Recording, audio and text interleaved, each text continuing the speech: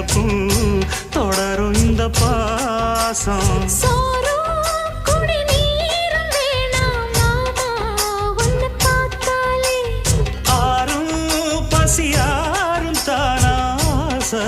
மொழி கேட்டாலே ஒன்ன பிரிஞ்சிருக்க தன்னன் தனிச்சிருக்க அம்மம்மாடி அப்பப்படி என் மனசு ஒத்துக்காது.